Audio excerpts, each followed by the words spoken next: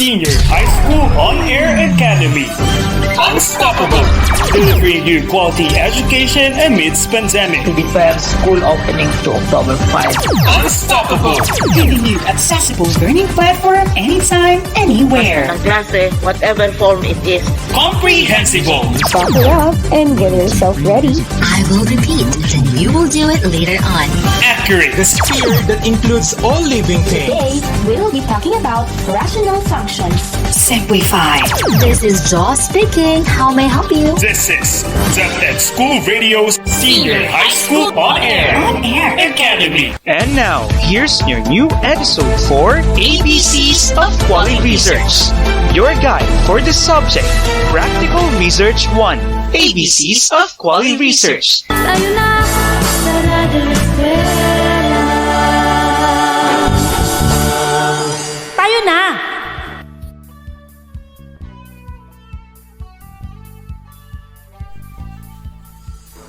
We don't read for amusement. We read for enlightenment. Third quarter is about to end. Just one step, you're ready for quarter 4. Dear researchers, this is the last episode for Practical Research 1 for quarter 3. Brought to you by Radyo Eskwela sa Isabela. I am Teacher Emma Luisa, your radio teacher for today. Hooray! Your enthusiasm for learning is indeed commendable. Every day you show progress which is beyond our expectation. Keep shining! Yay! Before we begin, let's review your previous lesson. Can you recall? Brilliant! You have learned the contents of the review of related literature. It contains the introduction, body, and the conclusion. Oh, yeah! In the previous episode, you were also given a quiz. I know you fared well and did the comments of your subject teachers for improvement. Yay!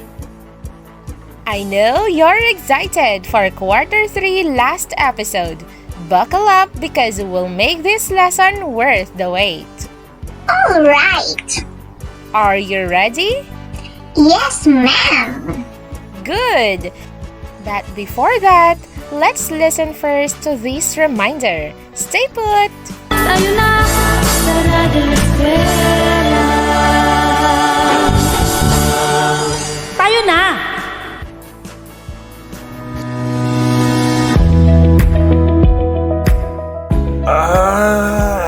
I still feel sleepy. Haven't you had enough sleep last night? Yes, I didn't. I slept at around 11 o'clock last night and woke up at 5 in the morning. But why? Don't you know that we, young ones, need 8 to 10 hours of sleep? Is that so? Yes, enough sleep will make us awake, alert, alive, and enthusiastic for the day. It will also make us healthier. Thank you for telling me. A reminder from the Department of Education, Department of Health, and this station. Back here at Radyo Eskwela with your radio teacher, Teacher Emma Luisa. As a kickstart, let's have a short game. All right. For the directions, determine if the action made by the researcher is ethical or unethical. Thumbs up if it is ethical and thumbs down if it is unethical. Okay! Number 1. The researcher is writing review following the copyright law. Number 2. The researcher knows how to cite other people's literary work. Number 3. It is okay to copy and paste the writing or study of other author or authors without paraphrasing it or directly quoting the entire words. Number 4. Recognize the work of others by citing them in your study. Number 5. Plagiarism is considered a major offense in writing research. Are you done answering? Yes, ma'am. Good! Give your answers for now. As we go on our discussion, you can go back with the items to change your answer. Is that clear? Oh, yeah. Being a researcher, you can hear complaints about unethical standards in writing research. When we say unethical, it means that the ethical standard is being violated. The narrative accounts of how the author's intellectual rights are taken for granted during the writing of related literature review have caught the attention of the seasoned researchers and the academic world. Thus, to make us follow the ethical standard in writing research, let's consider this. Oh, yeah. According to Frankel and Wallen 2007 in their book titled How to Write and Evaluate Research in Education, ethics is the term coined to words of right or wrong. And if researchers think about research, they are thinking whether conducting research to respondents in a particular situation and place is right or wrong. Ethical standard in research means following the right procedure or protocol in conducting research. Here are some points to remember regarding the ethical standard in writing review of related literature. Number 1. Understand the intellectual property rights. To understand the ethics of information use, you should know the law of intellectual property rights and the law. IP is divided into two categories: industrial property, which includes inventions, trademarks, industrial designs, and geographic indications of source, and copyright, which includes literary and artistic works such as novels, poems and plays, films, musical works, artistic works such as drawings, paintings, photographs and sculptures, and architectural designs. According to this law, it is illegal to grab an image of someone else's webpage and put it on your webpage without the permission of the copyright owner. Likewise, it is illegal to copy and paste any articles, studies, or research findings and consider them as yours without citing and asking permission from the owner. To protect the owners from its illegal use of their intellectual property, a copyright law comes into view. This protects, first, literary works. Second, musical works, including any accompanying words. Third, dramatic works, including any accompanying music. Fourth, pantomimes and choreographic works. Fifth, pictorial, graphic, and sculptural works. Sixth, motion pictures and other audiovisual works. Seventh, sound recordings. And eighth, architectural works. Thus, anybody violating this law may be accountable to copyright law. Is copyright automatic? Yes, copyright is automatic. Absence of a copyright mark or statement doesn't mean that an item is not copyrighted. Copyright owners have exclusive rights of reproduction, adaptation, distribution, public performance, and display. As original work that is fixed in a tangible medium, material on the web is protected. It is illegal to grab an image of someone else's webpage and put it on your webpage without the permission of the copyright owner. For educational purposes, some uses of copyrighted materials are allowed through provisions of copyright law such as fair use. In general, you can use only a small part of another's work. In short, be careful when you use the intellectual property of others. All right. Another point to consider in observing the ethical standard in writing review of related literature is to understand the ethical use of information. This helps you understand the ethical use of information by providing information on quoting, paraphrasing, and citing the work of others, and on recognizing and avoiding plagiarism. To use the work of others, aside from respecting the intellectual property right, you should know how to quote, summarize, paraphrase, and cite properly the work of others. Here are the tips of maintaining the use of ethical information. First, you must cite the author or author's name to give respect of credit of his or their property. You can do it by quoting directly or by paraphrasing. Academic ethics require that the writers be credited for their work and their writing. If in case you use purposely or unintentionally the work of others without giving proper credit, you have violated the law of plagiarism. Oh no! Next, your bibliography or references is a good evidence to support that your review of related literature demonstrates scholarly materials with credible evidence, references, or bibliography. Lastly, when citing other people's literary work, use direct quotation by putting quotation in entire words and cite your source.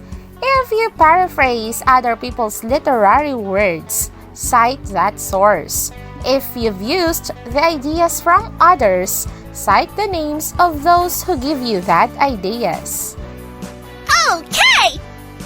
Did you understand the ethical standard in writing literature review? Yes, ma'am. Very good.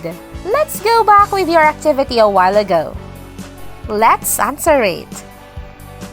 As instructed, determine if the action made by the researcher is ethical or unethical. Thumbs up if it is ethical and thumbs down if it is unethical. Number 1. The researcher is writing review following the copyright law. Thumbs up or thumbs down? Right! Thumbs up, it is ethical. Number 2. The researcher knows how to cite other people's literary work. Answer? Precisely! Thumbs up. Number 3. It is okay to copy and paste the writing or study of other author or authors without paraphrasing it or directly quoting the entire words. Thumbs up or thumbs down? Absolutely! Thumbs down because if you copy-paste, that's a violation. Number 4. Recognize the work of others by citing them in your study. Your answer is? Definitely! Thumbs up! Lastly, number 5. Plagiarism is considered a major offense in writing research. Answer? Yes! Thumbs up! Did you get all the correct answers? Yes, ma'am. Good job! We're ready to proceed. Oh yeah! You're now guided with the ethical standard in research. As your final output, you'll be presenting your written review of related literature. So, what are the considerations when presenting literature review? Number 1. Content or arguments in literature review. Literature review provides evidence that the study does not duplicate past or current research. Literature review clearly positions the study within the existing body of knowledge. Number 2. Depth of analysis and or critique of the existing literature. This means that arguments are organized and accounts opposing views to reveal insightful strengths and weaknesses of current research and practices. Number 3. Use of relevant literature. Be sure to synthesize in-depth information from the relevant sources representing various points of views or approaches. Number 4. Writing style. Ensure that each topic sentence contains a clear argument. Transitions of each argument build from the preceding paragraph. Majority of the text in each paragraph is own thought. Focus of the essay is developed and maintained in all paragraphs. Number 5. Clarity, consistency, and appropriateness of conventions for quoting, paraphrasing, attributing sources of information, and listing references. Remember, quotes and other authors' views are introduced with a purposeful and detailed context. All references are effectively used, correctly cited, and correctly listed in the reference list according to APA style. Number 6. Clarity and appropriateness of sentence structure, vocabulary use, spelling, punctuation, and word length. Before you present, check well the following. Sentences vary in length and structure. Academic tone. Adheres to word limit. Words used are intelligent and precise. Effective use of transition signals. Did you note the considerations in presenting your review of related literature? Yes, ma'am. Good! Let me check how did you understand our episode today. Get your notebook and research, and I'd like you to complete the statements that I'll be reading. Are you ready? Oh, yeah. Okay, listen carefully. Number 1. I have learned that the principles of ethical standard in writing research are blank. Number 2. I have also learned that I can violate the principles of writing research if I do the following. Number 3. I must consider the following when presenting literature review. I'll give you 2 minutes to complete the statements.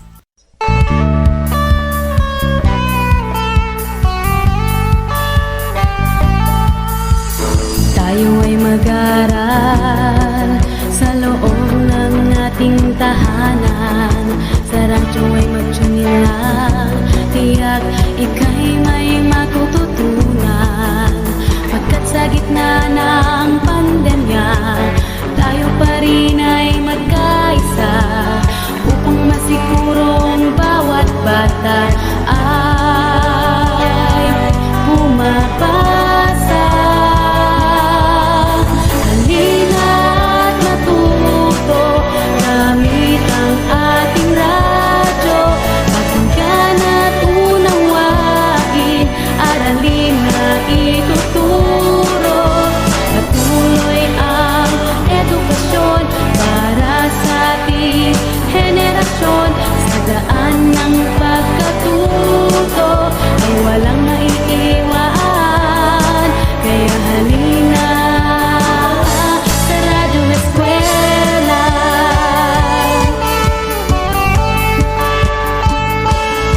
Pagkat kayo'y kinabukasan, ang pag-asa ng ating bayan. Isa pusong pagkatuto nang matupad ang pangarap mo. Pagkat sa gitna ng pandemya, tayo pa rin ay magkaisa upang masigurong bawat bata ay bumabasa. Halina't matuto gamit ang ating radyo, pakinggan at unawain.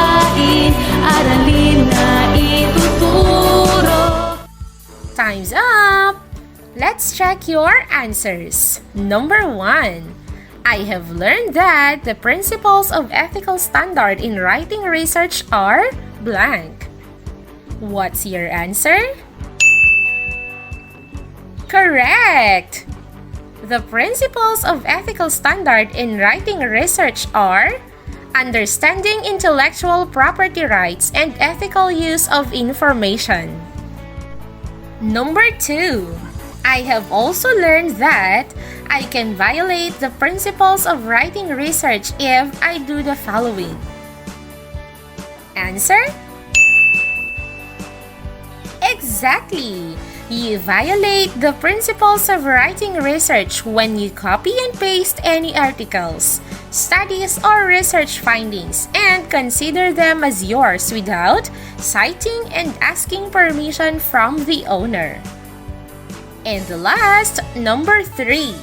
I must consider the following when presenting literature review. What did you write? Very good! Consider the following when presenting literature review. Content or arguments in the literature review. Depth of analysis and or critique of the existing literature. Use of relevant literature. Writing style. Clarity, consistency, and appropriateness of conventions for quoting, paraphrasing, attributing sources of information, and listing references. And clarity and appropriateness of sentence structure, vocabulary use, spelling, punctuation, and word length. Did you write the same or almost similar answers? Congratulations! I know you're ready for your short quiz. But before that, listen first to this reminder. Tayo na sa Radyo Eskwela. Tayo na! Wow! Adobong manok! Ang sarap naman ng ulam namin! Ang bango pa! Kainan na! Hep hep hep! Buknoy, may nakalimutan ka ata. Ha? Wala, kuya. Gutom na po ako kaya kumain na po tayo. Buknoy, nakalimutan mong maghugas ng kamay. Lagi mong tatandaan, bago kumain, ugaliin nating maghugas ng kamay. Ang wastong paghuhugas ng kamay ay isang epektibong paraan upang matanggal ang bakterya at germs na lumikit sa ating mga kamay. Ito ay makatutulong upang maiwasan natin ang pagkalat ng sakit sa ating paligid.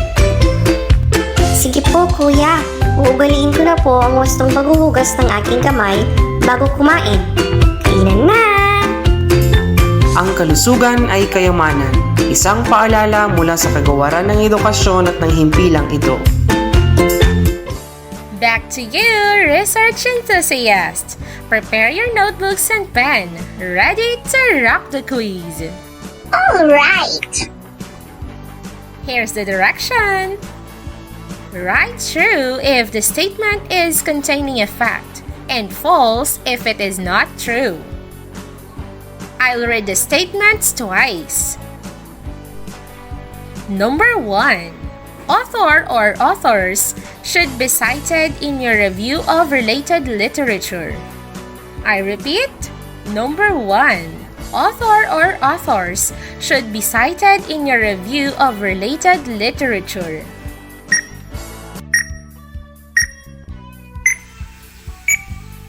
Number 2. Intellectual property or IP includes researches used in review of literature. Again, intellectual property or IP includes researches used in review of literature.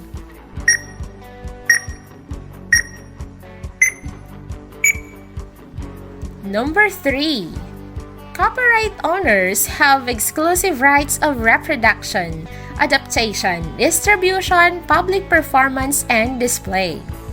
Again, copyright owners have exclusive rights of reproduction, adaptation, distribution, public performance, and display.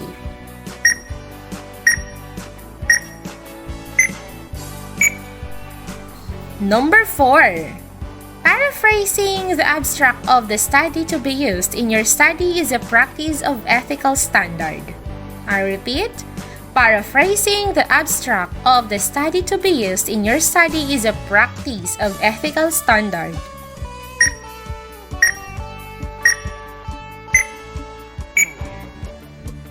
Number 5. In general, you can use only a small part of another's work. Again, in general, you can use only a small part of another's work.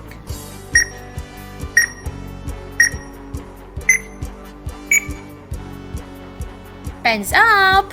Let's check your answers. Number 1. True. Number 2. True. Number 3. True. Number 4. True. And number 5. True. Did you get the correct answers? Yes, ma'am. Great job! Indeed, you'll end your third quarter with flying colors and unending determination. Wish you luck on your review of related literature presentation. I know you can do it. Oh, yeah. For now, I'll say goodbye, but what feels like to be the end is often the beginning. Why? Because this end marks the beginning of your fourth quarter journey. On behalf of the scriptwriter, Ma'am Joy S. Ferrer Lopez, I am your radio teacher, Teacher Emma Luisa M. Fernando, leaving you with the words, your life is more precious than anything else. Stay home, stay safe. Tayo na sa Radyo Eskwela. Tayo na! Patuloy ang edukasyon para sa ating henerasyon. Sa daan ng pagkatuto ay walang may iwan. Kaya halina sa Radyo Eskwela!